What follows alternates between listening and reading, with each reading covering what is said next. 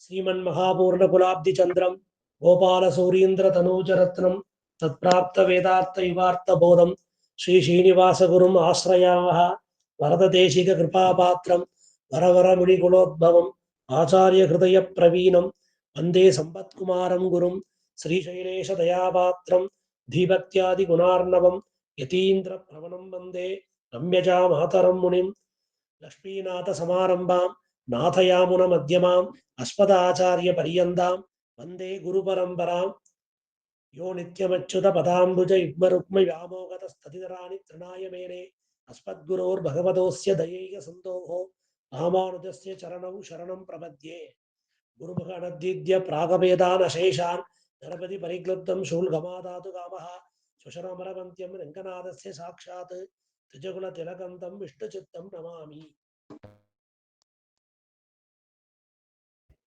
ஸ்ரீயப்பதியான சர்வேஸ்வரன் கிருபையாலே பெரியாழ்வார் அருளி செய்த திருப்பல்லாண்டு, அந்த திருப்பல்லாண்டுக்கு ஸ்ரீ காஞ்சி சுவாமி அனுகிரகித்த திவ்யார்த்த தீபிகை என்கிற வியாக்கியானத்தை அனுபவித்து வருகிறோம். வேதங்கள் 4, அந்த வேதங்களை நலன்களாகிய நற்கலைகள் 4 என்று பெரியோர்கள் சொல்லுகிறார்கள். ஆனால் எவருக்கும் எப்பொழுதுமே தேனும் பாலும் அமுதுமாக தித்திப்பது திவ்ய பிரபந்தம். அந்த திவ்ய பிரபந்தத்தை ஆரண சாரம் என்று அவற்றின் அருமை பெருமைகளை எல்லாம் பூர்வாச்சாரியர்கள் திவ்ய பிரபந்த விளக்க உரைகளாக ஆக்கி வைத்துள்ளனர். அப்பேற்பட்ட அந்த பாசுரங்கள், அந்த பாசுரங்களுக்குள்ளே திருப்பல்லாண்டு முதலில் ஆரம்பிக்கப்படுகிறது. அப்ப அந்த திருப்பல்லாண்டுக்கு அமைந்த தனியங்கள் 3 தனியங்கள். அப்ப இந்த பிரபந்தத்துக்கு சேராம தனித்து நிற்கக்கூடிய அதற்கு தனியன்கள் என்று பெயர். அப்படி அந்த தனியன்களிலே ஆழ்வார்கள் ஆச்சாரியர்களை பற்றி அவர்களுடைய அடியார்களால் சொல்லப்படுபவையே இவை. பிரபந்தத்தினுடைய பெருமையை, அந்த பிரபந்தத்தை பாடியவருடைய பெருமை, அந்த பிரபந்தத்திலே சொல்லப்பட்ட விஷயம், இவையெல்லாம் குறித்து சொல்லப்படும் வணக்கம், அந்த அந்த வணக்கப்பா, அந்த வாழ்த்துப்பாவுக்கு தனியன்னு பேரு. அப்படி திருப்பல்லாண்டுக்கு அமைந்த தனியன்கள் 3. அதிலே முதல் தனியன் ஸ்ரீமன் நாதமுனிகளால் அருளி செய்யப்பட்டது. குருமுக அனத்வித்ய பிராகவேதான் அசேஷான் என்கிற தனியன். 2வது 3வது தனியன்கள் தமிழ் தனியன்கள். அந்த தமிழ் தனியன்களை செல்வநம்பி திருவம்சத்தில் அவதரித்த பாண்டிய பட்டர்னு சொல்லக்கூடியவரால் அருளி செய்யப்பட்டது. அப்படி இந்த 3 தனியன்களுக்குமே பிள்ளைலோகம் ஜீயர் அற்புதமான விரிவுரையை வழங்கியுள்ளார். இப்படி பெரியாழ்வாருடைய பெருமை என்ன, அவரை திருவிடுதலுவதால் நமக்கு அமைந்த ஏற்றம் என்ன, இதெல்லாம் முதல் தனியனங்களே சொல்லப்பட்டது, நாமும் அனுபவித்தோம். இப்பேற்பட்ட இந்த பெருமை, ஸ்ரீவில்லிபுத்தூருக்கு உண்டான பெருமை, ஆழ்வார் கிளியறுத்த வைபவம், இவற்றையெல்லாம் 2வது 3வது தனியன்கள் நமக்கு எடுத்துரைத்தன. இந்த திருப்பல்லாண்டு 12 பாசுரங்களை கொண்டதாக அமைந்துள்ளது. நாம் அதிலே 8வது பாசுரத்தை நாம் அனுபவித்து வருகிறோம். முதல் 2 பாசுரங்களாலே எம்பெருமானுக்கும் அவன் திருவடிகளுக்கும் நித்திய சூரிகளாகிற திருவாலி திருசங்கு முதலியவர்களுக்கும் அகலகில்லேன் அறையும் என்று சொல்லக்கூடிய அந்த அலர்மேல் மங்கைக்கும் பல்லாண்டு பாடும் அடியார்கள் திரளுக்கும் சேர்த்து பல்லாண்டு பாடினார் முதல் 2 பாசுரங்களினாலே. அப்பேற்பட்ட அந்த உயர்ந்த பாசுரங்கள், அப்படி 7 பாசுரங்கள்ல என்ன நடந்தது அப்படிங்கிறத அனுபவிச்சோம். இது 8வது பாசுரம். அந்த 8வது பாசுரம் நெய்யிடை நல்லதோர் சோறும் நேதமும் அத்தானி சேவகமும் கையடைக்காயும் கழுத்துக்கு பூநொடு காதுக்கு குண்டலமும் மெய்யிட நல்லதோர் சாந்தமும் தந்து என்னை வெட்டுகிறாக்க வல்ல கையுடையினாக பயகுடியானுக்கு பல்லாண்டு கூறுவனே கூறுவனே என்று அவர் ஒருமையிலே சொல்லுகிறார். அப்போ பெரிய திரளா இருக்கு, அதுல முக்கியமான ஒருத்தர் பேசணும், அதனால ஒருமையிலே சொல்லுகிறார். இந்த அர்த்தத்தெல்லாம் நேற்றுக்கு பார்த்தோம். இப்போ நெய்யடை, நெய்யிடைன்னு ஒரு பாடம், நெய்யடைன்னு ஒரு பாடம். இப்ப வியாக்கியான பந்தி திவ்யார்த்த தீபிகை வாசிக்கும். நெய்யடை என்றும் நெய்யிடை என்றும் பாடவேதம் உண்டு. முந்தின பாடத்தில் நெய்பாதி சோறுபாதியாய் 2ம் அளவு ஒத்திருக்கும் என்கை. அப்ப நெய்யடை அப்படின்னு சொன்னா எவ்வளவு இருக்கோ பிரசாதம் சாதம் அந்த அளவுக்கு சமமா நெய் இருக்குன்னு அர்த்தம். ஒரு வீசை சோற்றுக்கு ஒரு வீசை நெய் சேர்ப்பதென்றால் இதனில் விஞ்சிய நல்ல சோறு இல்லை என்றோ. அப்போ எல்லாரும் ஆத்துல சக்கரை பொங்கல் பண்றோம். சில பேர் சக்கரை பொங்கல்லாம் பண்ணி முடிச்சு அதற்கப்புறம் தட்டுல ஆற வச்சு அப்புறம் மேல கொஞ்சம் நெய் சேர்த்து பெருமாளுக்கு கண்டூர்ல பண்ணுவாங்க. இன்னும் சில பேர் அந்த சக்கரை பொங்கல் நல்லா பக்குவம் ஆற காலத்திலேயே நெய்யை நிறைய சேர்த்துட்டும் அதுக்கப்புறம் அந்த ஒரு பாத்திரம், வெள்ளி பாத்திரமோ வெங்கல பாத்திரத்திலையோ பித்தளை பாத்திரத்திலையோ ஈயம் பூசின அந்த நல்ல பாத்திரத்துல அது பாத்திரத்துல நெய்யை சேர்த்து அதுக்கப்புறம் சக்கரை பொங்கலை மேலே சேர்த்து அதுக்கப்புறம் நெய்யை சேர்ப்பான். இப்படி நெய்யை சேர்க்கறதுல பல வகை இருக்கு. இதுல நெய் எடை அப்படின்னு சொன்னா எவ்வளவு இருக்கோ சாதம் அந்த அளவுக்கு குறைவில்லாம நெய்யை சேர்க்கறது சம அளவுல அதுதான் நல்ல சோறு. நெய்யடை நல்லதோர் சோறும். அப்ப நெய்யிடை என்ற பாடத்தில் நெய்யின் நடுவே உள்ள சோறு என்று பொருளாய். நெய்யின் அளவு அதிகமாயும் பிரசாதத்தின் அளவு அல்பமாயும் இருக்கும் என்கை. அப்போ நெய் இடைன்னு சொன்னா அந்த நெய்க்கு மத்தியில தான் பிரசாதம் இருக்கு. நிறைய நெய் இருக்கு, அதுக்கு மத்தியில கொஞ்சம் பிரசாதம் இருக்கு. நல்லதோர் சோறு இட்டவன் நாம் இட்டோம் என்று அகங்காரம் கொண்டாலும், அதாவது நாம ஒருத்தர் கூப்பிடுறோம் அதிதி, அவருக்கு பிரசாதம் போட்டிருக்கோம், இது நான் இட்ட சோறு அப்படின்னு அவனுக்கு அகங்காரம் கூடாது. அன்னைக்கு வந்தார் எங்க ஆத்துக்கு, சாப்பிட்டுட்டு தான் போனார். இன்னைக்கு என்னமோ பேசாம போறார் முகத்தை எடுத்துட்டு, நான் இன்னைக்கு அவருக்கு சாப்பாடு போட்டேன் அப்படின்னு சொல்லக்கூடாது. அது அகங்காரமா ஆயிடுறது. அதனால நாம் இட்டோம் என்று அகங்காரம் கொண்டாலும் உண்டவன் இதற்கு நாம் என்ன கைமாறு செய்வோம் என்றிருந்தாலும் நல்ல சோறு ஆக மாட்டாது, மடி தடவாத சோறு அப்படின்னு அந்த அந்த சொல்ல எடுத்து காமிக்கிறார் பிள்ளை லோகாச்சாரியர். ஆக மடி தடவாத சோறு. அப்போ அந்த சோத்தை கொடுத்தவன் அகங்காரத்தோட நாம் இவனுக்கு உணவிட்டோம் என்று இருக்கக்கூடாது. ஒருவேளை அந்த உணவை சாப்பிடுற காலத்துல ஏதோ முன்பின் தெரியாதவா நமக்கு சாப்பாடு போட்டிருக்கா, இவா நம்ம ஊருக்கு வந்தாலோ நம்ம திவிதேசத்துக்கு வந்தாலோ இது எப்பவாவது ஃபோன் பண்ணாலும் இது இப்போ நம்ம ஒரு காரியத்துக்கு போறோம், நமக்கு அதுல கொஞ்சம் கடைக்கு போறது, இவாளுக்கு ஏதாவது கொடுத்துட்டு போவோம் அப்படின்னு என்ன கைமாறு செய்வோம்னு சாப்பிட்டவனும் நாம் இவனுக்கு உணவிட்டோம் என்று அன்னமிட்டோரும் நினைக்க கூடாது. நினைத்தால் நல்ல சோறு ஆக மாட்டாது. பெற்ற தாயிட புத்திரன் உண்ணன் சோறு போலே அன்புடன் இடப்பட்டு ருச்சியில் குறைவில்லாத சோறு என்றபடி. அப்போ மடிதடவாத அந்த சோறை பெற்ற தாய் மட்டும்தான் கொடுக்க முடியும். தினந்தோறும் குழந்தைகள் நித்தியம் காத்தால எந்திரிச்சு அம்மா அப்பாவை கூட்டு பெற்றோரை கூட்டு சேவிச்சு, நீங்க எங்களை பெற்றிருக்கேள், நாளையிலேருந்து ஸ்கூலுக்கு ஃபீஸ் கட்டிடணும், யூனிஃபார்ம் போட்டு விட்டுறணும், கையில ஸ்நாக்ஸ் பேக்ரவுண்ட் கொடுத்துடணும், ஒருத்தரும் ஒன்றும் சொல்லலை. அந்த பெற்றோர்கள் தானே கவனிக்கிறார்கள் குழந்தை.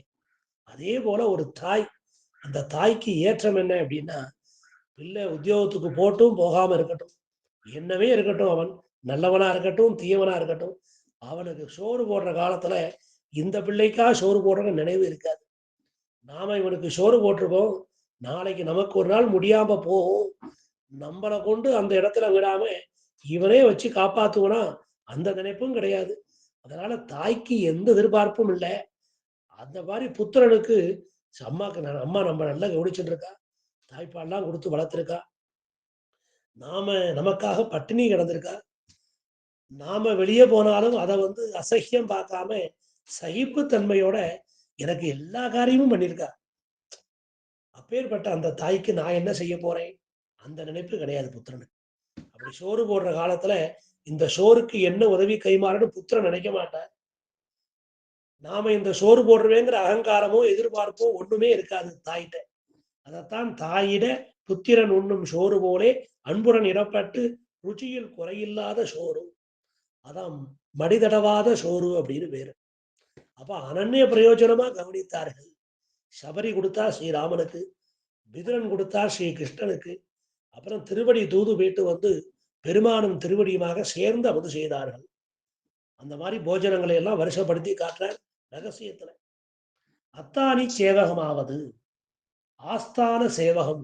எம்பெருமான் ஆஸ்தானத்துல இருக்கிற காலத்துல, எம்பெருமான் ஒரு மண்டபத்துக்கோ எங்கேயோ எழுந்துள்ளக்கூடிய காலத்துல, கோயிலேயே எம்பெருமான் இருக்கிற காலத்துல செய்யக்கூடிய சேவகம் ஆஸ்தான சேவகம். எம்பெருமான் இருக்கும் இடத்தில் கூடவே இருந்து கொண்டு பிரியாமல் நின்று செய்கிற கைங்கரியம் ஐஸ்வர்யார்த்தியானவன் சொல்லுகிற இந்த பாசுரத்தில். அப்போ அத்தானி சேவகம்னா விடாத கைங்கரியம் எம்பெருமானுக்கு. அப்போ ஐஸ்வர்யார்த்தியானவன் சொல்லுகிற இந்த பாசுரத்தில் அத்தானி சேவகம் தந்து என்று எங்கனே சொல்லலாம். அப்போ அந்த அந்த அந்த சேவகம், அந்த கைங்கரியத்தை, அந்த தொண்டை அனன்ய பிரயோஜனம் கொடுக்கணும். ஐஸ்வர்யார்த்திக்கு போய் அந்த பிரயோஜனம் போயிருக்க, அந்த கைங்கரியம் போயிருக்க, அவர் சொல்லலாமா அப்படின்னு கேட்டுட்டா, அனன்ய பிரயோஜனுக்கு அன்றோ அத்தானி சேவகம் உள்ளது. அப்போ அத்தானி சேவகம் தந்து என்று எங்கனே சொல்லலாம் கேள்வி கேட்டு, அனன்ய பிரயோஜனுக்கன்றோ அத்தானி சேவகம் உள்ளது. சோறு, அடைக்காய், பூன், குண்டலம் ஆகிய இவற்றை தந்து என்பது சேருமே ஒழிய அத்தானி சேவமும் தந்ததாக சொல்லுகிறதே, சேராதே என்னில். இப்படி சொல்லிட்டாரே ஆழ்வார். காதுக்கு குண்டலமும் மீது நல்லதோர் சாந்தமும் தந்து என்னை வெள்ளுயிராக்கவல்ல அப்படின்னு ஆழ்வார் சொல்றாரே. அப்ப அந்த அத்தானி நெய்யிரை நல்லதோர் சோறும் நேரமும் அத்தானி சேவகமும் அப்படி சொல்லலாமா? அனன்ய பிரயோஜனமா கைங்கரியம் என்றாலே எம்பெருமான் திருவுலோகப்புக்குன்னா கைங்கரியம். நம்முடைய ஓப்புக்கோ நமக்கு எம்பெருமான் ஏதாவது பதிலுக்கு செய்வனோ அந்த மாதிரி நினைப்பு இல்லாம எம்பெருமானுக்கு சௌரியமா இருக்கட்டும், இப்படி வேற எந்த எதிர்பார்ப்பும் இல்லாம செய்யக்கூடிய கைங்கரியம் அது யாரால முடியும்னா அனன்ய பிரயோஜனாலதான் முடியும். ஆனால் இங்கே ஐஸ்வர்யார்த்தி சொல்லுகிறாரே, ஐஸ்வர்யார்த்தியா இருந்தாலும் பகவத் கிருபையாலே திருந்தி அனன்ய பிரயோஜனாய் வந்தவை தோற்றும்படியாக சொல்லுகிற பாசுரம் ஆகையாலே சேரும் என்க. அப்ப அங்க கைவல்யார்த்தியை திருத்தினார், இந்த இடத்துல ஐஸ்வர்யார்த்தியை திருத்தினார். உனக்கு எல்லாம் கொடுத்துட்டேன்பா, அத்தானி சேவகம் பண்ணு. பார்த்தான் பகவான் கிருப பண்ணினான், எல்லாத்தையும் பெற்றுண்டோம். இப்ப சொல்றேன், நான் அனன்ய பிரயோஜனமா அத்தானி சேவகம் பண்றேன் அப்படின்னு அந்த பகவத் கிருபையாலே திருந்தி அனன்ய பிரயோஜனாய் வந்தவை தோற்றும்படியாக சொல்லுகிற பாசுரமாகையாலே சேரும் என்க. நான் அபேட்சித்த ஜீவனத்தை மாத்திரம் கொடுத்து விடாமல் உஜ்ஜீவனத்தையும் உண்டாக்கி என்னை பரிசுத்தமாக செய்தானே என்று சந்தோஷித்து சொல்லுகிற பேச்சு. நான் அவன்கிட்ட எம்பெருமான்கிட்ட கேட்டேன், நெய்யிலே நல்லதோ ஒரு சோறு கொடுத்தார், காதுக்கு குண்டலம் கொடுத்தார், எல்லாமே கொடுத்தார் அடியனுக்கு. அனன்ய பிரயோஜனமா ஆக்கி வைத்து அத்தானி சேவமும் கைங்கரியத்தையும் கொடுத்தார் அந்த எம்பெருமான். அதனால நான் அபேட்சித்த ஜீவனத்தை மாத்திரம் கொடுத்து விடாமல், நான் கேட்டது வெறும் சரீர ஜீவனம், அதை மாத்திரம் கொடுத்து விடாமல் உஜ்ஜீவனத்தையும் கொடுத்தார். அப்ப ஆத்மோ ஜீவனத்தையும் சேர்த்து கொடுத்து என்னை பரிசுத்தனாக்கினார், என்னை வெள்ளுயிராக்கவல்ல என்று சந்தோஷித்து மகிழ்ச்சியோட சொல்லக்கூடிய வார்த்தை பேச்சு. வெள்ளுயிர் சுத்தமான ஆத்மா, சத்வம் ரஜஸ் தமஸ் என்று 3 குணங்கள் உண்டு. அவற்றுள் சத்வகுணத்தை வெண்ணிறம் உள்ளதாகவும், ரஜோகுணத்தை சிவப்பு நிறம் உள்ளதாகவும், தமோ குணத்தை கருப்பு நிறம் உள்ளதாகவும் கூறுவது கவி சமயமாதலால் இங்கே சாத்விகனை வெள்ளுயிர் என்றார். அப்ப வெள்ளுயிர்னு சொன்னா சுத்தமான ஆத்மா, பரம சத்துவத்தோட கூடியிருக்கிற அந்த ஆத்மா. அந்த அப்ப சத்துவம் ரஜஸ் தமஸ் என்று 3 குணங்கள். இந்த 3 குணத்துக்கும் ஒவ்வொரு நிறம் சொல்றாரு, வண்ணம் சொல்லுகிறார்கள். அதுல சத்துவ குணத்தை சொல்றதுக்கு வெண்மை. அப்ப வெண்மைன்னு இருந்தா ஒரு சமாதானம், ரொம்ப சாந்தமா இருக்கான்னு அர்த்தம். அதனால வெள்ளையாடையை உடித்துக்கொண்டு ஆபாசமாக பேசுகிறார்கள்னா அது அந்த ரஜோகுணமும் தபோகுணமும் மேலோங்கி இருக்கு. இங்க சொன்ன அந்த நிறம் குடிக்கிறது சத்துவகுணத்தை மட்டும் இங்க சொல்றாரு ஆழ்வார். அப்ப அந்த ரஜோகுணத்துக்கு சிகப்பு, தமோ குணத்துக்கு கருப்பு வச்சிருக்காங்க. அதுக்குதான் வெள்ளையாடை உடுத்துவர்கள் கூட சில சமயம் எதிர்ப்பை காமிக்கிறதுக்கு கருப்பு வஸ்திரம் போடுறாங்க. பெரிய பெரிய போராட்டம் பண்ற காலத்துல சிவப்பு வஸ்திரத்தை மேல போட்டுக்கிறார், அந்த வெள்ளை வஸ்திரத்தோட அதுவும் சேர்ந்து இருக்கு அவாட்ட. இந்த 3 குணமும் இருக்கு அப்படின்னு அவாளே காட்டுறாங்க, அவளை பார்க்கலாம். அதனால அதுல என்னை வெள்ளுயிராக்கவல்ல. அப்போ சத்துவகுணத்தோடு கூடிய அந்த ஆத்மா அப்படி சத்துவத்தோட எம்பெருமான் ஆக்கி வச்சிருக்க. பையுடை நாக பகைகொடியானுக்கு என்கிற இடத்தில் பையுடை நாகத்தானுக்கு என்றும் நாக பகைகொடியானுக்கு என்றும் பிரித்து கொள்வது நன்று. அப்போ பையுடை நாகத்தானுக்கு, அப்புறம் நாகப்பகைகுடியானுக்கு, அப்படி வச்சுக்கணுமா வார்த்தை என்று பிரித்துக் கொள்வது நன்று. ஏன் அனந்தசாயியாய் கருடத்வஜனானவனுக்கு மங்களாசாசனம் பண்ணுகிறேன் என்கை. அப்ப பையுடை நாகப்பகைகுடியானுக்கு பெருமாள்கிட்ட இருக்கிற கொடி துவஜம், கருடத்வஜம் இருக்கு பெருமாள்கிட்ட. அந்த கருடத்வஜம் சர்வேஸ்வரனுக்கு மட்டுமே உண்டான அசாதாரணமான அடையாளம். அதனால பையுடை நாகப்பகைகுடியானுக்கு, அப்பேற்பட்ட அந்த நாகம் பெரிய பெரிய படம்லாம் எடுத்து ஆடும். அப்படி பெரிய படத்தை உடைய அந்த நாகை, அந்த நாகம், அந்த நாகத்துக்கு பகையா இருக்கிறது கருடன், அதோட கொடி அப்படியும் வச்சுக்கலாம். பையுடை நாகத்தானுக்கு பகைகொடி, நாக பகைகுடியானுக்கு. அப்ப பையுடை பையுடை நாகத்தானுக்கு அப்படின்னா அனந்தசாயி, சேஷசாயி, அரவினனையான். அதனால அந்த ஆதிசேஷன் மேல சயனித்துக் கொண்டிருக்கிறான், பாம்பையே படுக்கையாக உடையவன். அனந்தசாயி, சேஷசாயி எப்படி வேணா சொல்லலாம், அரங்கத்தரவினனையான் எப்படி வேணா சொல்லலாம். கருடத்வஜனானவனுக்கு புட்கொடி உடையான், ஓடும் புள்ளேரி சூடும் தந்துலாய். அப்ப அந்த புட்கொடி உடையான், கருட புட்கொடி உடையான். அப்ப அந்த கருடத்வஜனானவனுக்கு மங்களாசாசனம் பண்ணுகிறேன் என்கை என்று வியாக்கியானம் அருளி செய்த பெரியவாச்சான் பிள்ளையும் தில்லையின் திருவுள்ளம் இதுவேயா. இந்த வியாக்கியானம் வரப்ப அங்க நன்னா அனுபவிக்கலாம். நாகத்துக்கு பையுடை என்று விசேஷனமிட்டபடியால் அது வீணாகமைக்காக இப்படி அர்த்தம் செய்ய வேண்டியதாயிற்று என்ப. அதனால பரந்த விரிந்த படங்கள்னு அர்த்தம். சந்தோஷத்தாலே விரிந்த படங்களை உடைய திருவனந்தாழ்வான் மேலே சயனிப்பவனாயும் அந்த நாகஜாதிக்கு சத்ருவான கருடனை துவஜமாக உடையவனுமாய் இருக்கிற எம்பெருமானுக்கு என்றபடி. அப்ப சேஷசாயித்துவம், கருடத்வஜத்துவம், இது ரெண்டும் எம்பெருமானுக்கு அடையாளமா இருக்கு என்று காட்டுகிறார். நியதம், குண்டலம், நாகம் இது எல்லாமே வட சொற்கள், அதையும் நமக்கு எடுத்து காமிக்கிறார். இப்படி இந்த 8வது பாட்டுல அந்த எம்பெருமானுக்கு நாம மங்களாசாசனம் செய்கிற காலத்துல நமக்கு உஜ்ஜீவனத்தையும் கொடுத்து ஜீவனத்தையும் கொடுத்தருளினான் அந்த எம்பெருமான் என்று காட்டுகிறார். இனி 9வது பாசுரம்.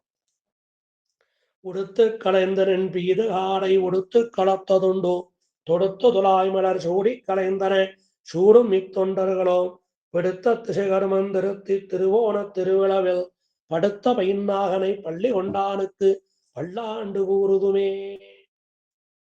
உடுத்து களைந்த நின் பீதக ஆடை உடுத்து, தேவரில் அறையில் சாத்தி கொண்ட, திருவரையிலே சாத்தி கொண்ட, களைந்த கழித்து விட்ட, கழித்த, நின் பீதக ஆடை தேவரீருடைய திருப்பீதாம்பரத்தை உடுத்து உடுத்து கொண்டும், களத்தது தேவர் அமுது செய்த பாத்திரத்தில் மிகுந்திருப்பதை உண்டு புஜித்தும், சூடி களைந்தன முடித்து கலற்றிய, சூடி களைந்தன முடித்து தேவரை சாத்தி கொண்டு கலந்தவர்களான, தொடுத்த துலாய் மலர் தொடுக்கப்பட்டுள்ள திருத்துறாய் மலர் மாலைகளை சூடும் சூட்டிக் கொள்கிறவர்களான இத்தொண்டர்களும், இப்படிப்பட்ட தாசர்களான நாங்கள் விடுத்த திசை கருமந்திருத்தி தேவரீர் ஏவி அனுப்பிய திக்கிலே ஆக வேண்டிய காரியங்களை ஒழுங்காக செய்து, படுத்த பைநாகனை கீழே பரப்பிய படத்தை உடைய பாம்பாகிற படுக்கையில் பள்ளி கொண்டானுக்கு செயலத்திருக்கிற தேவரீருக்கு கண் வளர்ந்து அருளும் உமக்கு திருவோண திருவிழவில் சவண திருநாளிலே பல்லாண்டு கூறுதும் மே, மங்களாசாசனம் பண்ணுவோம் அப்படின்னு இந்த பாசுரத்துல காட்டுறார். அப்போ பீதக ஆடை, பீதக ஆடைக்கு அவ்வளவு ஏற்றம் சொல்லப்பட்டிருக்கு. பீதக ஆடைனா திருப்பீதாம்பரம்னு பேர் அதுக்கு, எம்பெருமானுடைய வஸ்திரம், அதுக்கு பீதக ஆடை பிரானா. அந்த பீதக ஆடையை உடித்து கொண்ட அனைவருக்கும் நல்லுதவி செய்யக்கூடிய அந்த எம்பெருமான் பிரான். பிரான்னா உபகாரகர்னு அர்த்தம். அதனால எல்லோருமே அந்த பீதக ஆடையை சொல்லுவா. அது எம்பெருமானுக்கு அதுதான் அடையாளமா இருக்கு அந்த பீதக வாடை. அது ரொம்ப அடையாளமா இருக்கு அந்த பீதக வாடை. அதுக்கு ஒரு ஸ்லோகம் உண்டு, அற்புதமான ஸ்லோகம். ஸ்ரக் வஸ்திராபரணைர் யுக்தம் ஸ்வானுரூபைர் அனுபவைஹி சின்மயைஹி ஸ்வப்பிரகாசைச்ச அந்யோன்ய ருச்சிரஞ்சகைஹி. அப்ப எம்பெருமானுடைய மாலை, அந்த மாலைக்கு சிறக் சிறக்குன்னு வேறு. அப்புறம் வஸ்திரம், அந்த அந்த ஆடை, அதுக்கப்புறம் ஆபரணம், அதுக்கப்புறம் இது எல்லாம் அணிந்திருக்கக்கூடிய அலங்கரிக்கப்பட்ட அந்த அலங்காரம், அப்புறம் எம்பெருமான் திருமேனிக்கு பொருத்தமாக ஏற்ற ஒப்பற்ற இணையற்ற ஞான சுரூபமான தாமே ஒளி வீசுகின்ற அந்த அழகு மேலும் மேலும் மிகரச் செய்வதாக இந்த ஸ்லோகத்துல சொல்லப்பட்டிருக்கு. அதாவது எம்பெருமானுக்குன்னு மாலை இருக்கு, சந்தனம் இருக்கு, ஆடை இருக்கு, புஷ்பங்கள், ஆபரணங்கள், இவை எல்லாமே இருக்கு. அந்த அதோட அந்த அதோட பிரகாசம் அது ஒளி வீசுகிறது. இப்படி எம்பெருமானுடைய எம்பெருமான் தமக்கே உரிய ஒப்பற்ற ஞானமயமான அந்த தேஜஸ் இருக்கு எம்பெருமான். அப்பேற்பட்ட அந்த அழகை மேலும் மேலும் மெருகூட்டுவதாக இந்த பீதாம்பரமும் திருத்துலாய் மாலையும் திருமார்பிலே உள்ள சந்தனமும் இப்படி ஆபரணங்களும் அலங்கரிக்கப்பட்டனான அந்த பரமன். அப்போ இது திவ்யமங்கல விக்கிரகத்தில் உள்ள எம்பெருமானுடைய ஆடை அணிகலன்களை சொல்லுகிறது. அது மட்டும் இல்ல, அது வெறும் ஜடப்பொருள் இல்லை. நாம சாத்திக்கிற சந்தனம், புஷ்பம், ஆடை, ஆபரணம் மாதிரி அது இல்லை. அது எல்லாத்துக்குமே உயிர் இருக்கு. அது ஒவ்வொன்றும் அதுல எம்பெருமான் இருக்கிற அதான் திவ்ய ஆபரணம்னு பேரு, திவ்ய ஆயுதம்னு பேரு. நாம சாத்திக்கிற அந்த அணிகலன் ஆபரணத்துக்கு திவ்ய சப்தம் கிடையாது. எம்பெருமானுக்கு திவ்யாபரணம், திவ்ய மாலை. அதனால திருப்பீதாம்பராடைங்கிறோம். அதனால ஒவ்வொன்றிலையும் திவ்யம் போட்டுக்கிறோம். சில இதுக்கு ஸ்ரீன்னு சேர்த்துக்கிறோம், ஸ்ரீ கௌஸ்துபம். சில இதுக்கு திருன்னு சேர்த்துக்கிறோம். அதனால அது ஒண்ணுக்கு ஒண்ணுக்கு அந்யோன்ய ருச்சிரஞ்சகை. எம்பெருமானுடைய திருமேனி தேஜஸ் இருக்கு, அதுல இந்த புஷ்ப மாலைகள் என்ன, ஆபரணங்கள் என்ன, இது எல்லாமே மேலும் மேலும் பிரகாசத்தை கொடுக்கிறது. இயற்கையாவே எம்பெருமானுக்கு ஒளி பொருந்திய தேகம்தான்.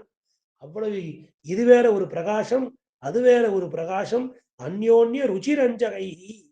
அதனால இரண்டும் ஒன்று கூடி மேலும் மேலும் பிரகாசத்தை ஏற்படுத்துகின்றன.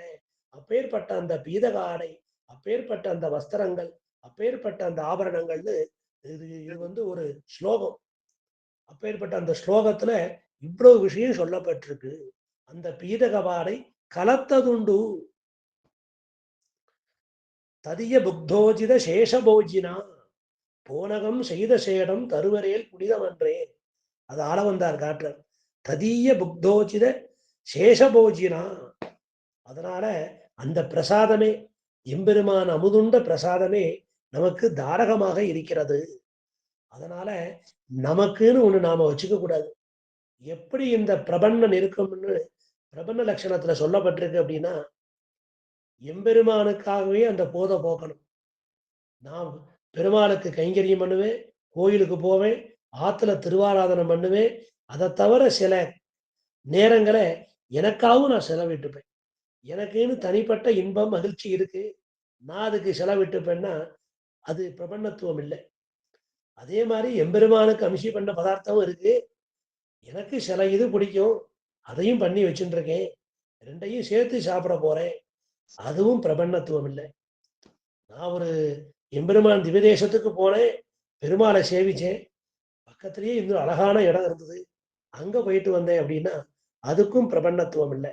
அதனால தேசமாகட்டும், காலமாகட்டும், அன்னமாகட்டும், இது எல்லாமே எம்பெருமானுக்கு பண்ணி எம்பெருமான் திருவுள்ள உகப்புக்கு என்ன பிரசாதமோ, எம்பெருமான் திருவுள்ள உகப்புக்கு என்ன காரியமோ, எம்பெருமான் திருவுள்ள உகப்புக்கு நாம் சொல்லக்கூடிய நேரம், இப்படி எல்லாமே எம்பெருமானுக்காக இருக்கணும். இதுதான் பிரபன்ன லட்சணம்னு வியாக்கியானங்கள் ரகசியங்கள்ல காட்டப்பட்டிருக்கு. இப்ப நாம அந்த அளவுக்கு இல்லாட்டாலும் கொஞ்சம் கொஞ்சம் நெருங்கிட்டு வரணும், எம்பெருமான நோக்கி பிரயாணப்படணும். அதை இங்க காட்டுறார்கள். ததிய புக்தோஜித சேஷபோஜினா. அதனால எம்பெருமானுக்கு தலைய கண்ட்ரோல பண்ணாம நாம எதையுமே உட்கொள்ளக்கூடாது. இத கீதாச்சாரியான அற்புதமா காட்டுறான். நிறைய புராண ஸ்லோகங்கள் இருக்கு. ஏ அர்ஜுனா, எல்லாருக்கும் சொல்றேன் கேளுங்க. எனக்கு அம்சி பண்ணாத பிரசாதத்தை ஏதாவது நீங்க சாப்பிட்டா நீங்கள் பாபத்தையே புஜிக்கிறீர்கள் அப்படின்னு சொல்றான். அதனால எம்பெருமானுக்கு கண்டருளை பண்ணி அந்த தலையை ஸ்வீகரிச்சா சத்துவகுணம் மேலோங்கி வளரும். அது கலத்ததுண்டு இத்தொண்டர்களோ இத்தொண்டர்களோ அப்படிங்கிறான். கலத்ததுண்டு தொடுத்து துறாவில சூடி கலைந்தன சூடும் இத்தொண்டர்களோ. எமக்கென்று உடுத்தல் ஜீவித்தல் சூடுதல் செய்யும் அவர்கள் அன்றிக்கே அவன் கழித்தவை கொண்டு தேக யாத்திரை செய்யும் நாங்கள். அதனால எங்களுக்குன்னு நாங்க ஒண்ணும் வாங்கிக்கல. இந்த உடுத்தல் ஆகட்டும், ஜீவித்தல் ஆகட்டும், சூடுதல் ஆகட்டும், எல்லா காரியமாகட்டும், இது எல்லாம் எம்பெருமானுக்குன்னு இருக்கு. அவன் கழித்ததை கொண்டு அவனுடைய சேஷத்துவத்தை கொண்டு நாங்கள் தேக யாத்திரை செய்கிறோம். அதான் இத்தொண்டர்களோ என்கிறார் பெரியாழ்வார். திசை கருமம் திருத்தி. அப்போ விடுத்த திசை கருமம் திருத்தி தேவரீர் ஏவி அனுப்பிய திக்கிலே ஆக வேண்டிய காரியங்களை ஒழுங்காக செய்து. அதனால எம்பெருமான ஒரு காரியமா அனுப்புற காலத்துல அந்த காரியங்களை எல்லாம் ஒழுங்காக செய்யணும். காரிய கர்மாணி நிர்திஷ்டேயோ பகூனி அபிசாதையேத் பூர்வ காரியா விரோதேன ஸ்வகாரியம் கர்த்துமர்கதி அப்படின்னு ஒரு நீதி ஸ்லோகம். அப்ப காரிய கர்மணி, உனக்குன்னு சில பணி ஒப்படைக்கப்பட்டிருக்கு, சில வேலைகள் ஒப்படைக்கப்பட்டிருக்கு. நிர்திஷ்டே, அந்த நியமிக்கப்பட்ட அந்த குறிப்பிடப்பட்ட அந்த பணி. பகூனி, அது மட்டும் அல்லாமல் பலவற்றை அபிசாதையேது, எவன் சாதிக்க நினைக்கிறானோ நிறைவேற்றுகிறானோ. பூர்வம் காரிய அவிரோதேன, உனக்கு முதல்ல சில காரியம் கொடுத்திருக்கமே, அந்த ஒப்படைக்கப்பட்ட அந்த வேலைக்கு இடையூறு இல்லாமல் ஸ்வகாரியம் தன் வேலையும் செய்து கொண்டு செய்ய தகுதி உடையவன் அந்த சாமர்த்தியசாலி. அவனுக்குத்தான் இந்த இடத்துல விடுத்த திசை கருமம் திருத்தி. அப்போ ஒக்கடை அப்போ என்ன காரியம் உனக்கு நியமிக்கப்பட்டிருக்கோ, கட்டளை ஏற்றப்பட்டிருக்கோ, அந்த அந்த காரியத்துக்கு விரோதம் இல்லாம அதோடு சேர்ந்து அனைத்து வேலைகளையும் முடித்து கொண்டு தன் சொந்த வேலையும் செய்து கொள்ள தகுதி உடையவன் எவனோ அவனுக்குத்தான் இந்த பெருமை இருக்கிறது. அப்படி யாராவது செஞ்சாங்களா அப்படின்னா அது ஸ்ரீராமாயணத்துல அனுமன் செய்து காமித்தார். நேரம் இங்கேருந்து புறப்பட்டார் இலங்கைக்கு. அந்த இலங்கையோட வலிமையை பூரா பார்த்துட்டார். ஒரு முறை இலங்கையை பூரா சுத்தி பார்த்தார். அந்த லங்கினியை முதல்ல சம்ஹாரம் பண்ணார். ராவனுக்கு ஒரு எச்சரிக்கை கொடுத்தார். அதுக்கப்புறம் அந்த லங்கைக்கு அக்னியை சேர்த்து லங்கையை பஸ்மமாக்கினார் சில இடங்கள்ல. இப்படி அவர் சீதையை மட்டும் பார்த்துட்டு வராம நேர ராவணன் அரமனைக்கு போய் ராவணனையும் பார்த்து அங்க உள்ளாரையெல்லாம் கவனித்து கொண்டு பல பல வேலைகளை முடிச்சுண்டு அந்த லங்கினியை சம்ஹாரம் பண்ணி தொடங்கி இப்படி பல காரியங்களையும் பண்ணிட்டு வந்தார். அப்பேற்பட்ட அந்த சாமர்த்தியம் உண்டு. அப்பேற்பட்டவர்கள் தான் ஒரு முயற்சியில இறங்கணுமா. அவர்கள்தான் எல்லாவற்றையும் சாதித்து கொண்டு தன் காரியத்தையும் சாதித்து கொண்டு வருவார்கள் என்று சொல்லப்படுகிற நீதி ஸ்லோகத்துல. அதைத்தான் விடுத்த திசை கருமம் திருத்தி என்று சொல்கிறார். இப்போ அந்த வியாக்கியான பந்தியை வாசிப்போம். வாலாட்பற்று என்னும் பாசுரத்தில் அழைக்கப்பட்டு எந்தை தந்தை தந்தை என்னும் பாசுரத்தால் தங்கள் விற்த்தியை சொல்லிக் கொண்டு வந்து சேர்ந்த அனன்ய பிரயோஜனர்கள் தான். அப்ப முதல்ல இருந்து அந்த வாலாட்பட்டு தொடர்ந்து வருது. அந்த அனன்ய பிரயோஜனரான அந்த எம்பெருமானுக்கு கைங்கரியத்தை செய்யக்கூடியவர்கள் எந்தை தந்தை தந்தை என்று 7 தலைமுறைகளாக எம்பெருமானுக்கு கைங்கரியம் செய்து கொண்டு வருவர்கள். அனன்ய பிரயோஜனம் எம்பெருமானை நோக்கி பல்லாண்டு பாடும்படி அருளி செய்வது இந்த பாட்டு. அப்போ வாலாட்பட்டார்கள் அவர்கள் அந்த தொண்டர்கள். அதுதான் இத்தொண்டர்களோம் என்று இந்த பாசுரத்துல காண்பிக்கிறார்.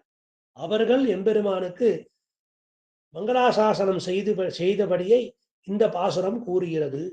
நின் பீதக ஆடை என்று முன்னிலையாக சொல்லி இருப்பதால் இந்த பாசுரம் எம்பெருமானையே நோக்கி அவர்கள் சொல்லுவதாக நன்கு விளங்கும். உடுத்து கலைந்த நின் பீதக வாடை, உன்னுடைய பீதக ஆடை, உன்னுடைய திருப்பீதாம்பர வஸ்திரம் அப்படின்னு நேர சொல்றது எம்பெருமானை பார்த்து. அதனால எம்பெருமானையே நோக்கி அவர்கள் சொல்லுவதாக நன்கு விளங்கும். கீழே ஆழ்வாரால் அழைக்கப்பட்ட மூவகை அதிகாரிகளும் அப்போ அப்போ பகவத் லாபார்த்தி, கைவல்யார்த்தி, ஐஸ்வர்யார்த்தி 3 பேருமே மூவகை அதிகாரிகளும் வரிசையாக எந்தை தந்தை தீயில் பொழிகின்ற நெய்யினை நல்லது என்னும் பாசுரங்கள் சொன்னது ஆழ்வாரை நோக்கி சொன்னதான். இனி உடுத்து கலைந்த என்னாலே எம்பெருமான் அல்வல கொண்டுமில்லா என்கிற இந்த 9, 10, 11 இந்த 3 பாசுரங்களும் எம்பெருமானையே சாட்சாத்தாக நேரே கண்டு சொல்வதாம். மேல் 2 பாசுரங்களில் எம்பெருமானுடைய விழி வியக்தமாக உள்ளது. அப்ப இந்த பாசுரத்துல உடுத்து கலைந்த நின் பீதக ஆடை நின் என்னாலே எம்பெருமான் உண்டனக்கு. அது 9வது பாட்டு. 10வது பாட்டுல அல்வல கொன்னுமில்லா அணிகோட்டியர்கோன் அபிமானது உங்கள் செல்வனை போல திருமாலே அப்படின்னு கூப்பிடுறார். இந்த 3 பாசுரத்திலையும் எம்பெருமானே நேரே சம்போதனம் பண்றார்கள், விழிக்கிறார்கள், அழைக்கிறார்கள். அது வியக்தமா இருக்கு, எல்லோரும் காணும்படியா இருக்கு. இப்பாசுரத்தில் அப்படி வியக்தமாக இல்லாவிடிலும் நின் பீதகவாடை என்கிற சொல்லாற்றலால் வியக்தமாகிறது. அப்ப திருமாலேன்னு சொல்றார், என்னாலே எம்பெருமான் உண்டனக்குன்னு சொல்றார் நேர. இங்க உன் பீதகவாடைன்னு இருக்கு.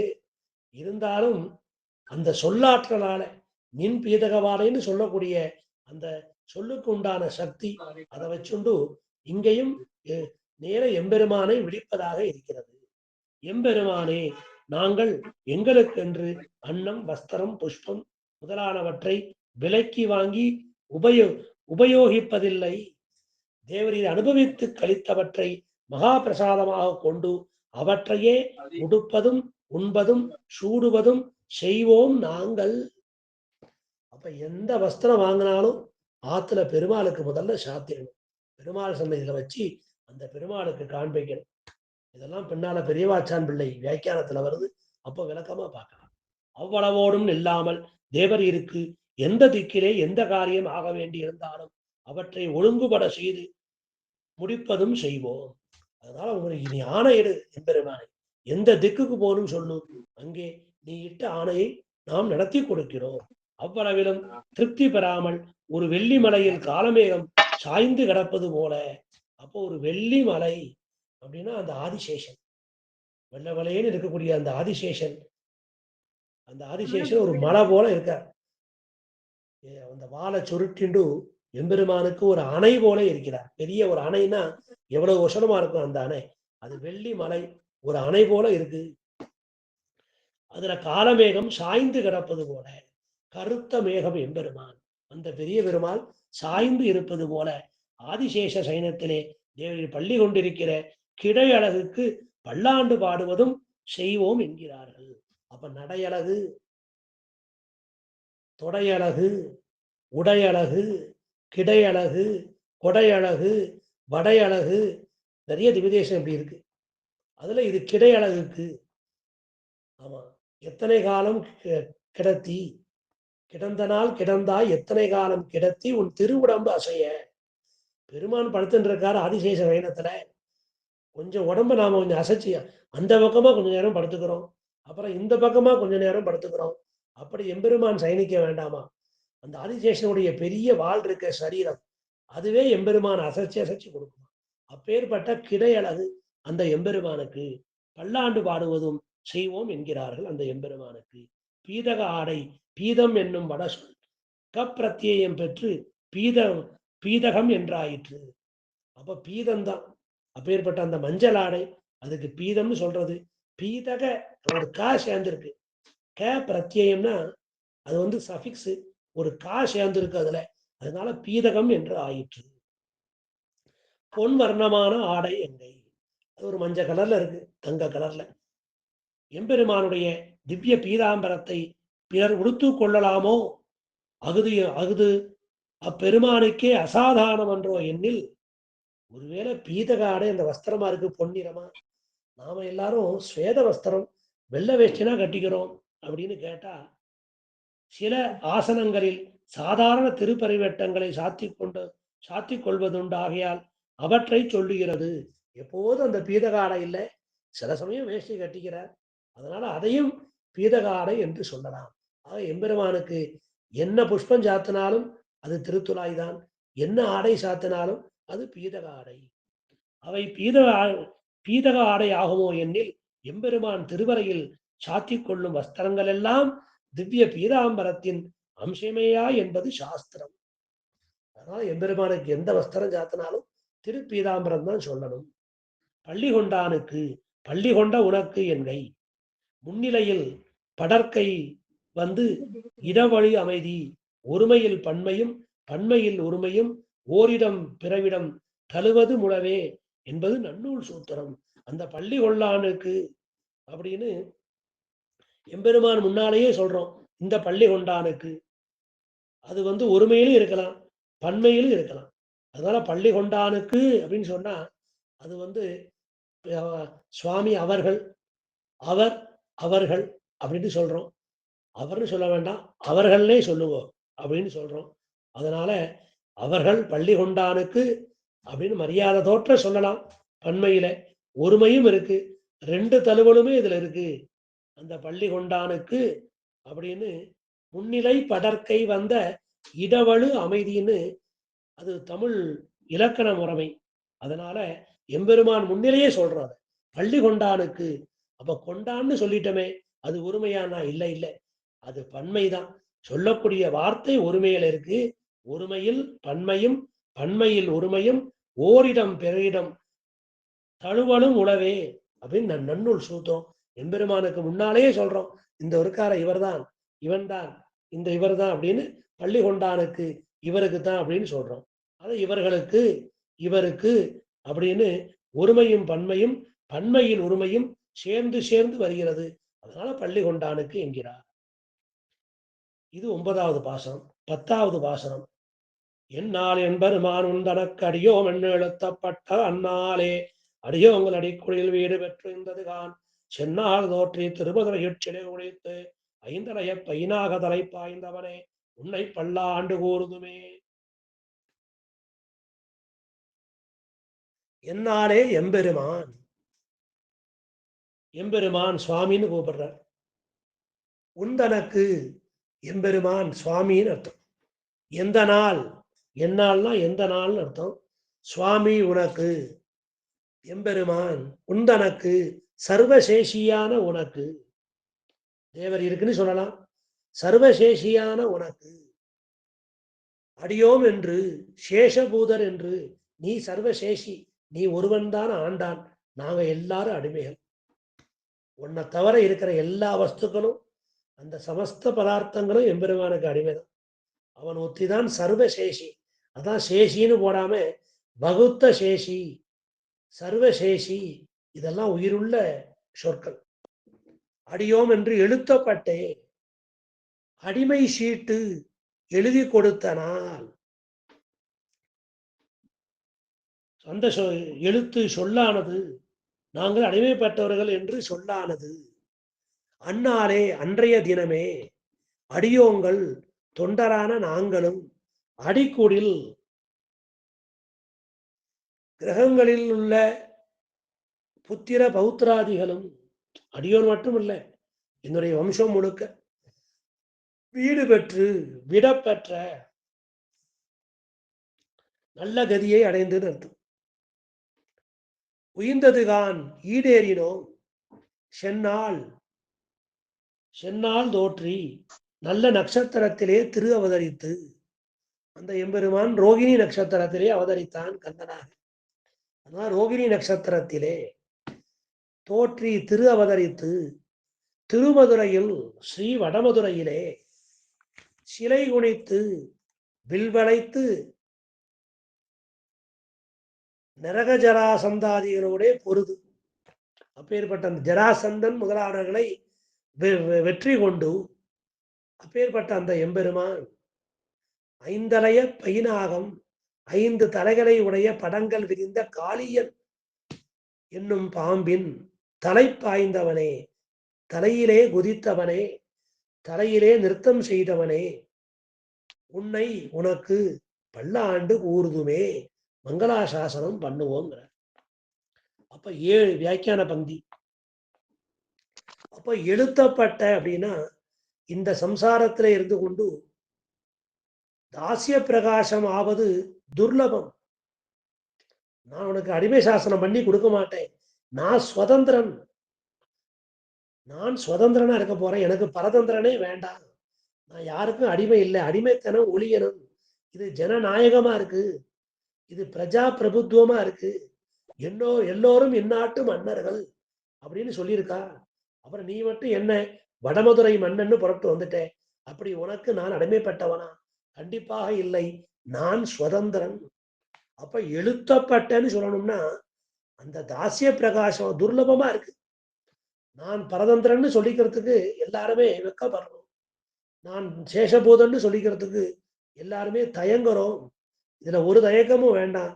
எம்பெருமானுக்கு எப்போதுமே நாம் தாசியர்கள் தான், அடிமைப்பற்றவர்கள் தான். அது ரொம்ப துர்லபமா இருக்கு. எல்லோருக்கும் அது வரல. எல்லோரும் சுவாதந்திரியமாக தங்களை நினைத்துக் கொள்கிறார்கள். அதனால எழுத்தப்பட்டன்னு அதை கொஞ்சம் நன்னா அழுத்தி சொல்றார். எழுத்தப்பட்ட அந்நாள், அதற்கு முன்பு எங்களிடம் யாதொரு ஆணுகூல்ய லேசமும் உண்டாயிருக்கவில்லை. இப்படி பெரியாழ்வார் எங்களை மங்களாசாசனத்துக்கு அழைக்கிறார். நாங்கெல்லாம் ஐஸ்வர்யார்த்தியா இருந்தோம். பொண்ணுக்கும் பொருளுக்கும் மண்ணுக்கும் ஆசைப்பட்டோம். அதுல சில பேர் ஆத்ம அனுபவத்துக்கு ஆசைப்பட்டோம். எங்களை எல்லாம் திருத்தி அனன்ய பிரயோஜனங்களை ஆக்கி சூடும் இத்தொண்டர்களோ என்று ஆக்கி வைத்தாரே. அப்பேற்பட்ட அண்ணால், அப்பேற்பட்ட இந்த நாளுக்கு முன்னால நாங்க எப்படி இருந்தோம்? எங்கள்கிட்ட எந்த விதமான பக்தி பிரபத்தி எதுவுமே தெரியாது. மங்களாசாசனமே எங்களுக்கு தெரியாது. அப்பேற்பட்ட நாள் அந்நாள். அதெல்லாம் எங்களுக்கு உண்டாயிருக்கவில்லை.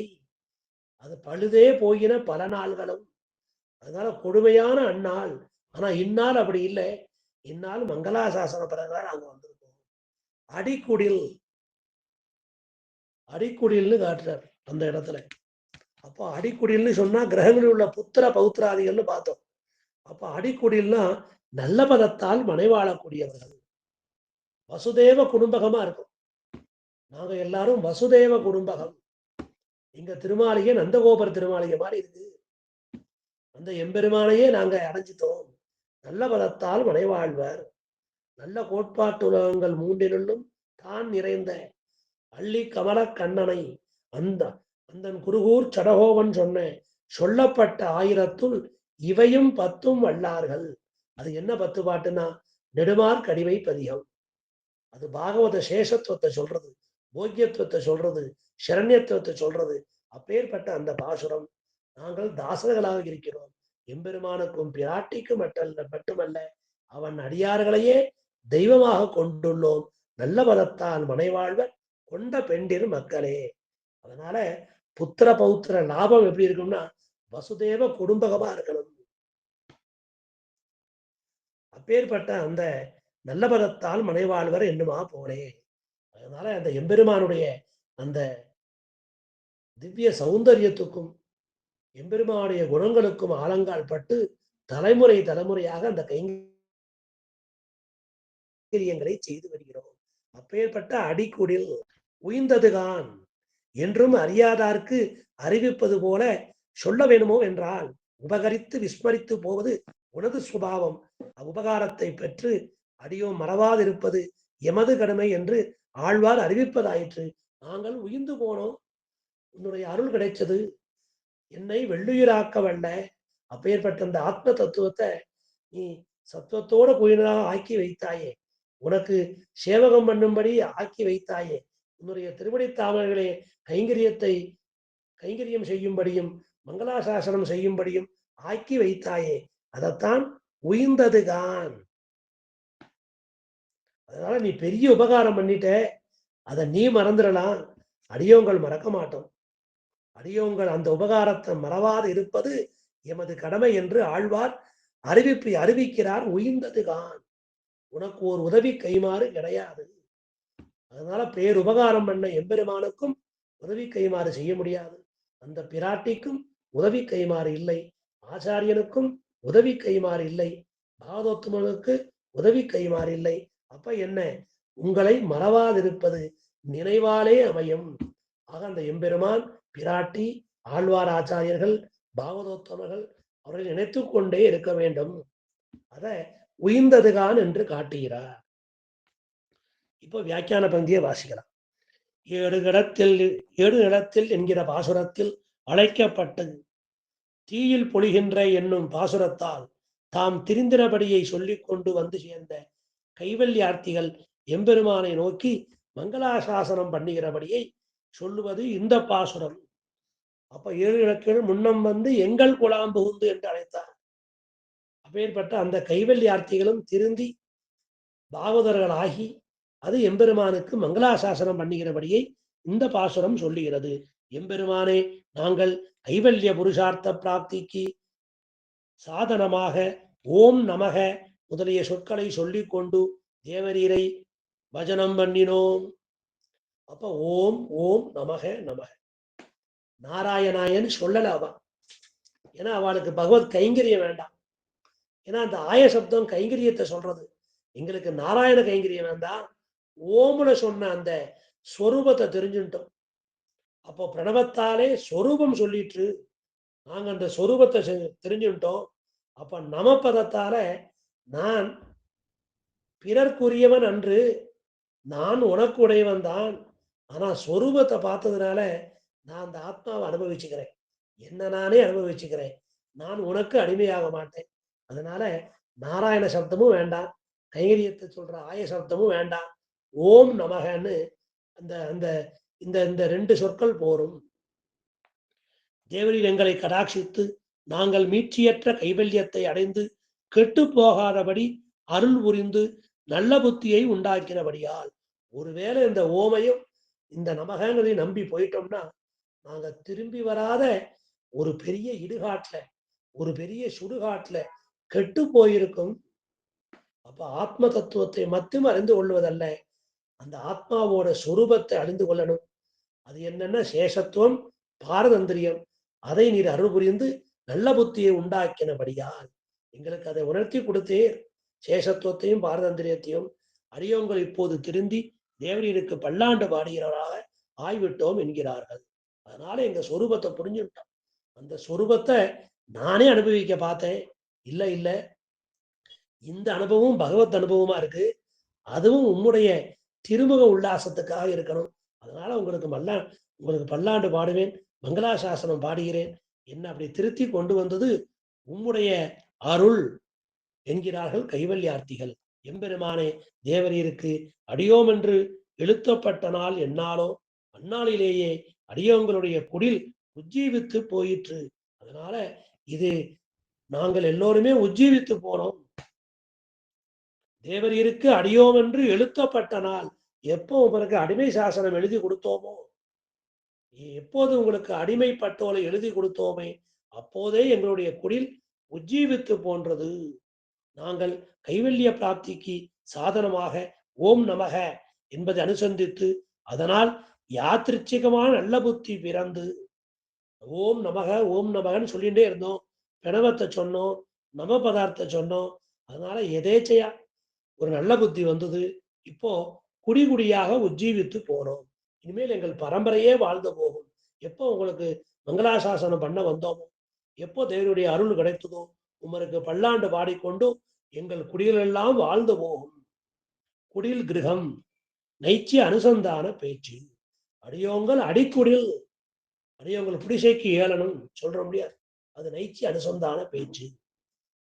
வில்விளவு என்கிற வியாஜம் வைத்து கம்சனால் வரவழைக்கப்பட்ட கண்ணபிரான் அவனுடைய ஆயுத சாலையிலே புகுந்து வில்லை எடுத்து முறித்ததும் தன்னுடைய விஷத்தாலே யமுனா நதியின் ஒரு மடுவை கெடுத்துக்கொண்டு எல்லோருக்கும் பயங்கரமாயிருந்த காளிய நாகத்தை தண்டித்ததும் பிரசித்தம்.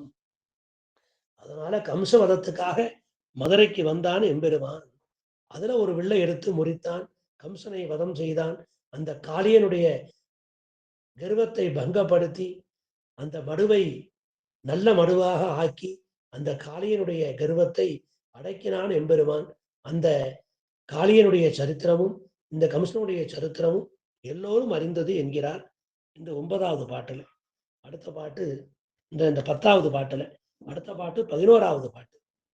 அழ்வலக் கொன்றமெல்லா அணிகோட்டியர்கோன் அபிமானதுங்கண் செல்வனைப் போல திருமாலை நானும் உனக்கு பழவடியேன் நல்வகையால் நமோ நாராயணாவென்னு நாமம் பரபரவி பல்வகையானம் பவித்திரனே உன்னை பல்லாண்டு கூறுவனே.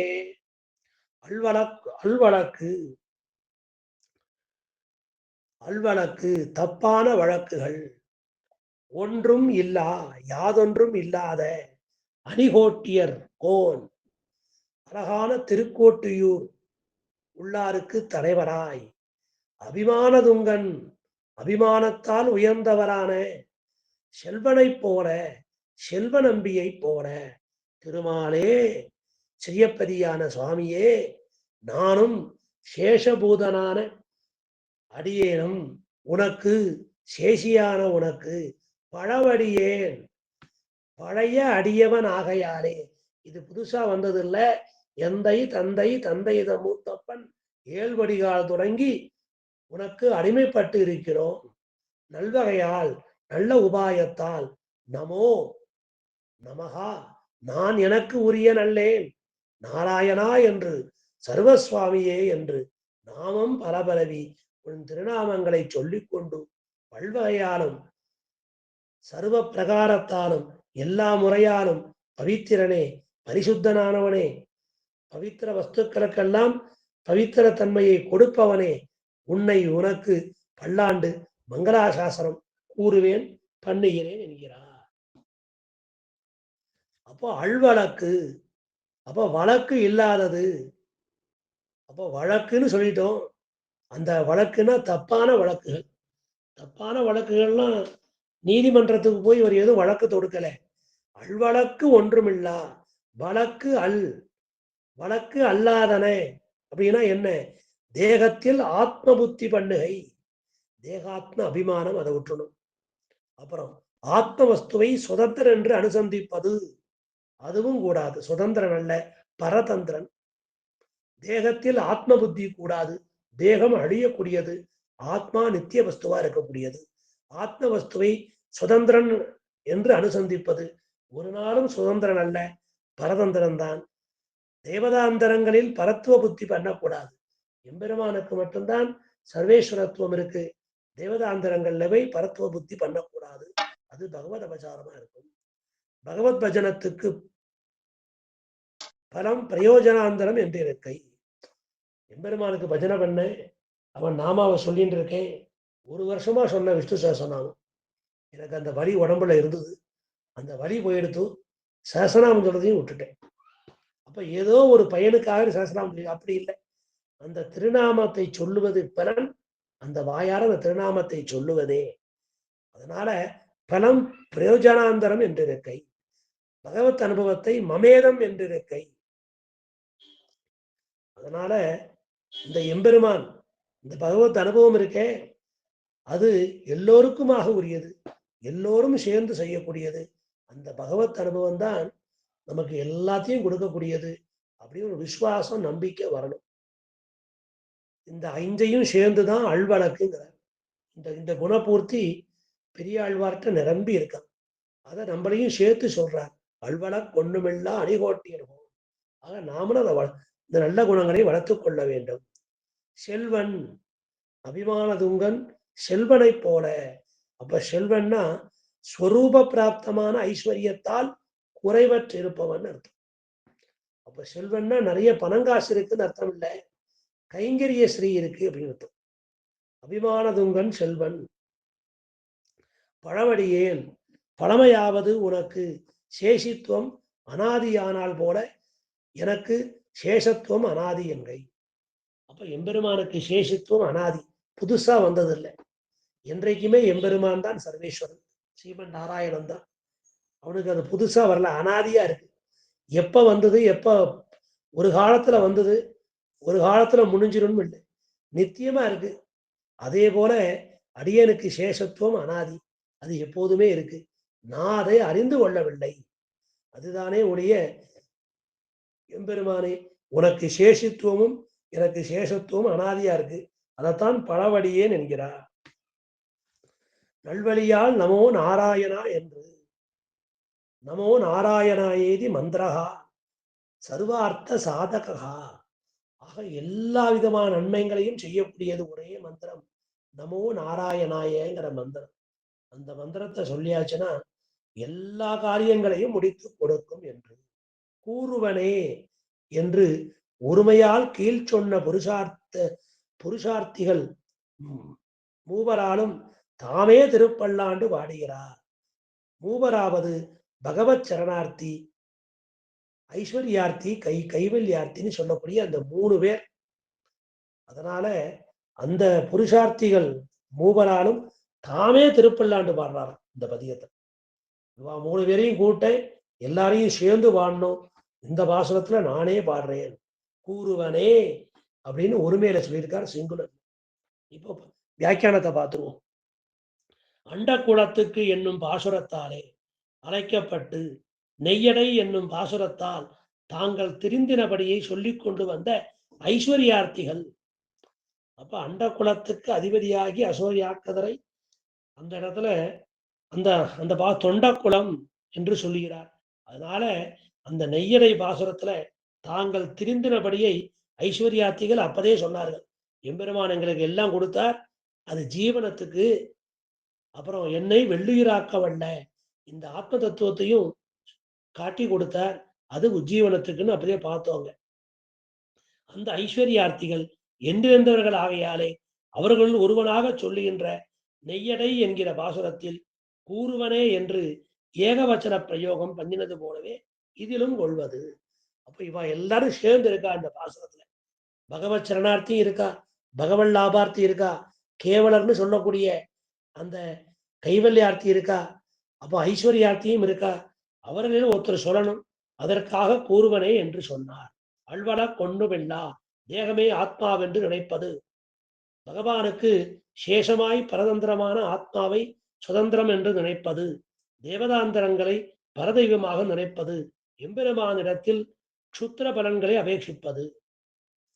அப்ப எம்பெருமான்கிட்ட போய் தாழ்ந்த பலனை கேட்கறது. எனக்கு பத்னி வேணும், புத்திரன் வேணும், கிரகம் வேணும், வேலை வேணும், வீடு வாசல் எல்லாம் கேட்கறது, அது க்ஷுத்திர பலன். அதை கேட்கக்கூடாது.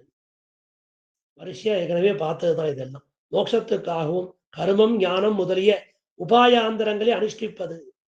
அப்ப மோட்ச பேற்றுக்காக எம்பெருமானையே உபாயமா பத்தணும், எம்பெருமான் திருவடிகளையே உபாயமாக பற்றணும், அந்த திருவடியை பற்றி அந்த திருவடி கைங்கரியத்துக்கு ஆசைப்படணும். இதை தவிர வேற வேற எதிலையும் வேற எதன் மூலமாகவோ கர்மயோகமோ ஞான யோகமோ பண்ணி அந்த உபாயாந்தரங்களை அனுஷ்டிப்பது கூடாது. இவை முதலானவை அழ்வழக்குகள், அநியாயங்கள். அவை இல்லாதவரான செல்வ நம்பி தேவனுக்கு எப்படி நித்திய தாசரோ, எப்படி அவருக்கு செல்வ நம்பி நித்திய தாசரா இருக்காரோ, அப்படியே நாங்களும் நித்திய தாசராய்விட்டோம் என்கிறார்கள். அணிகோட்டியர்கோன் என்கையாலே செல்வ நம்பி திருக்கோட்டியூரில் அவதரித்தவர் என்று தெரிகிறது. இத்தனை நாள் வரையில் ஐஸ்வர்யார்த்தியாயிருந்து இன்று வந்து சேர்ந்தவன் செல்வ நம்பியை போல நானும் பலவடியேன் என்னலாமோ வெண்ணில் பாபத்தாலே வந்த அகங்காரம் கழிந்துவிட்டால் எல்லா ஆத்மாக்களுக்கும் அடிமையே நிலை நிற்பதாகையால் அப்படி சொல்ல குறையேன்னு கேட்கிறேன். செல்வ நம்பி எப்போதுமே நித்திய தாசரா இருக்கார். நாங்க எல்லாரும் ஐஸ்வர்யார்த்தியா இருந்துட்டோம், இப்ப வந்து சொல்லலாமா அப்படின்னா, பாபத்தாலே வந்த அகங்காரம் கழிந்து விட்டால் எல்லா ஆத்மாக்களுக்கும் அடிமையே நிலை நிற்பதாகையால் அப்படி சொல்ல குறையில்லை. அப்ப அகங்காரமாகிற ஆர்ப்பை துடைத்தால் ஆத்மாவுக்கு அழியாத பேர் தாசன் அப்படிங்கிற பெயர். இந்த ஐஸ்வர்யார்த்திகள் பகவன் நாமங்களை கெட்ட வழியில் உபயோகப்படுத்தினார்கள் என்று ஏற்படுகின்றது. கெட்ட வழியாவது பிரயோஜனாந்தர பிரார்த்தனை. அப்ப எம்பெருமான விட்டுட்டு இந்த மங்களாசாசனத்தை விட்டுட்டு வேற ஒரு பிரயோஜனத்துக்காக திருநாமத்தை சொல்லுவது. இதுவரையில் தங்களுக்கு இருந்த அசுத்திகளை எல்லாம் போக்கி சுத்தப்படுத்தி சேர்த்து கொண்டபடியால் பல்வகையாலும் பவித்திரனே.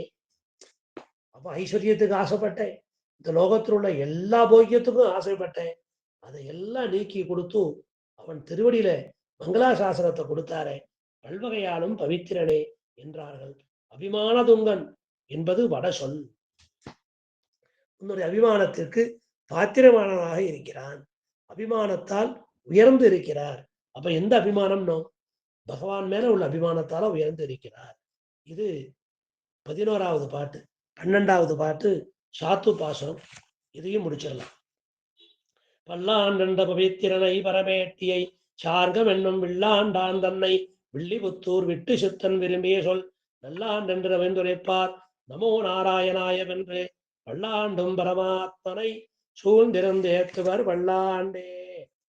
பவித்திரனை பரமேட்டியை, பல்லாண்டண்ட பவித்திரனை பரமேட்டியை,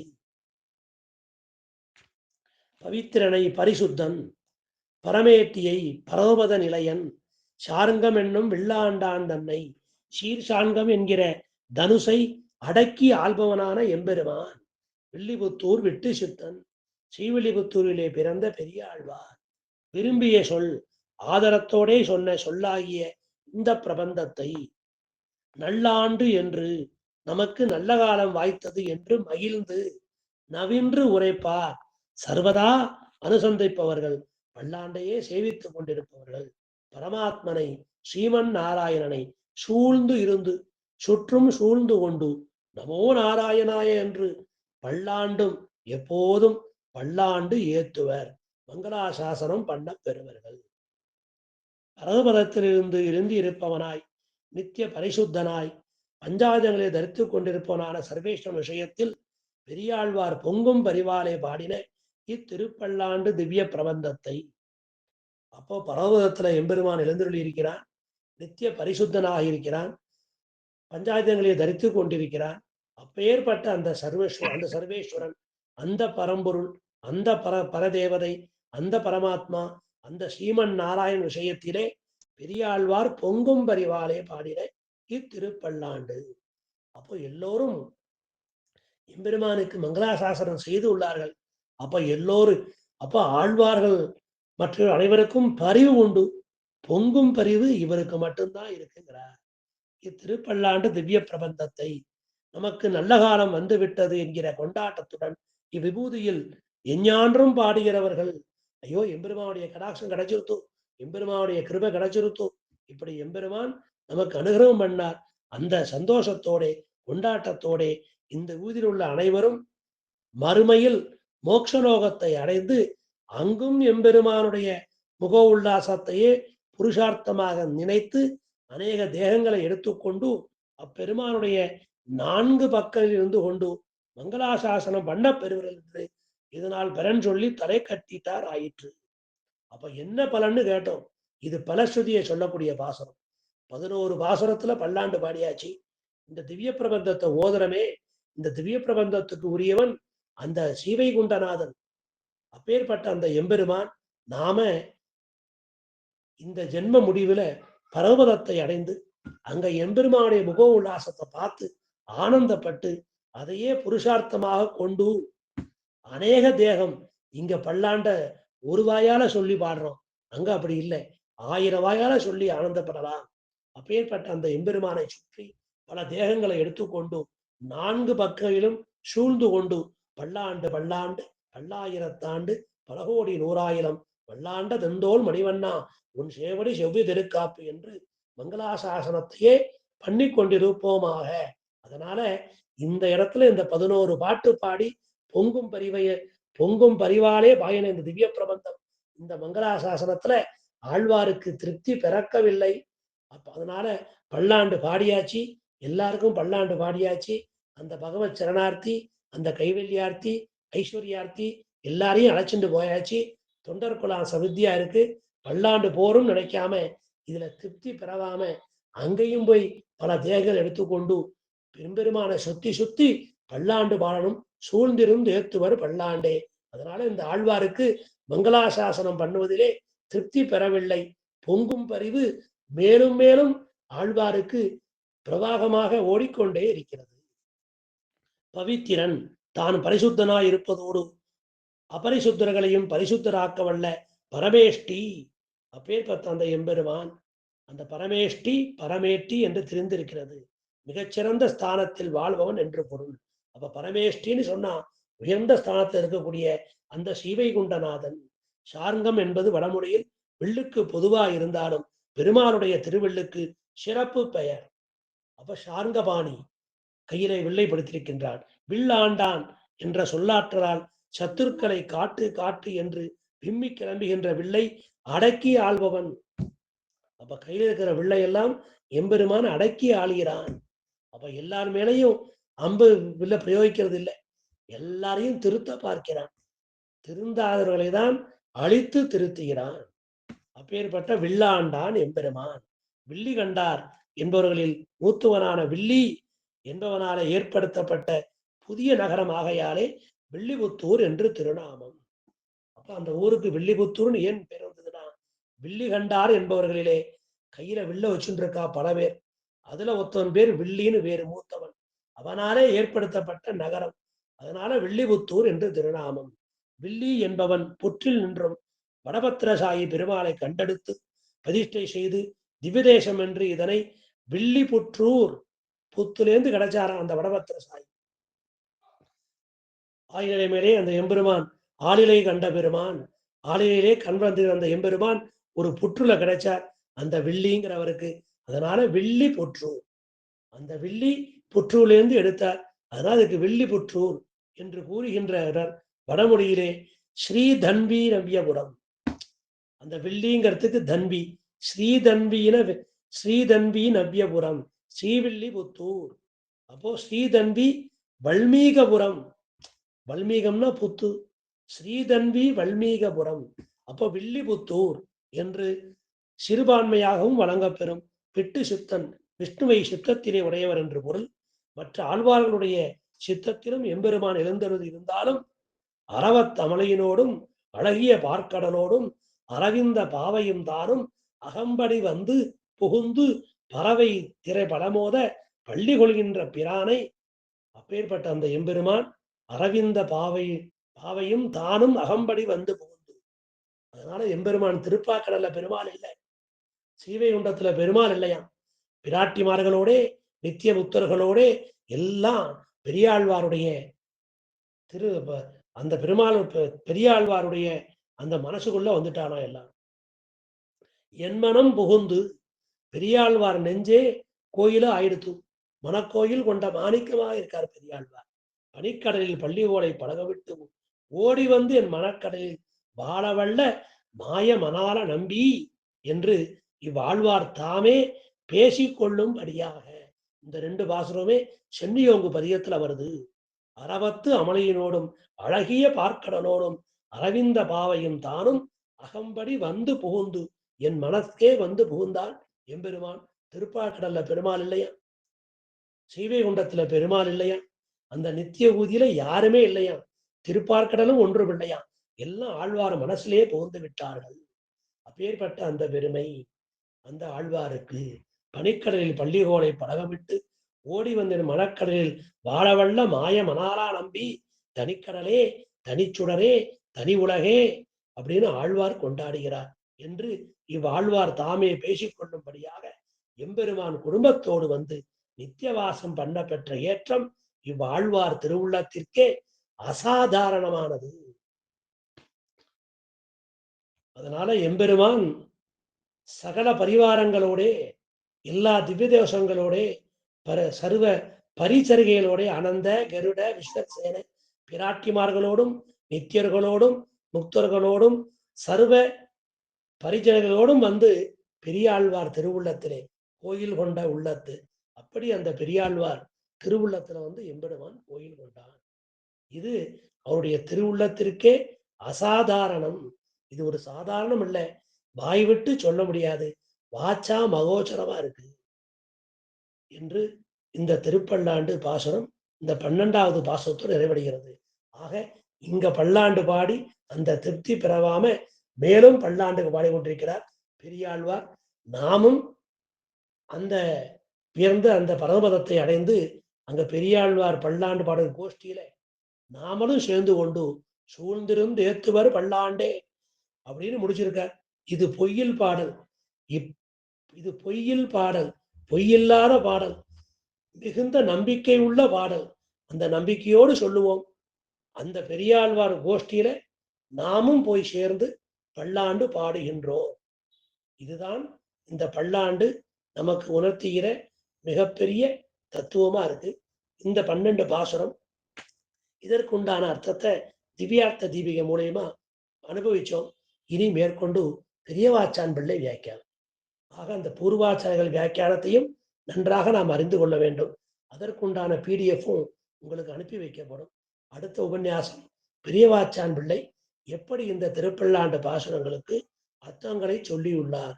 அதனால எல்லாருமா சேர்ந்திருந்து மங்களாசாசனம் பண்ணினால் நமக்கும் அந்த திருநாட்டுக்கு சென்று பெரியாழ்வாரோடு நாமும் மங்களாசாசனம் செய்யலாம் என்று சொல்லி இந்த திருப்பல்லாண்டுக்கு திவ்யார்த்த தீபிகை நமக்கு கொடுத்து பேரருள் புரிந்த காஞ்சி சுவாமி திருவடி தாமரைக்கு பல்லாண்டு பாடி அமைகிறேன். ஸ்ரீமதே ராமானுஜாய நமः.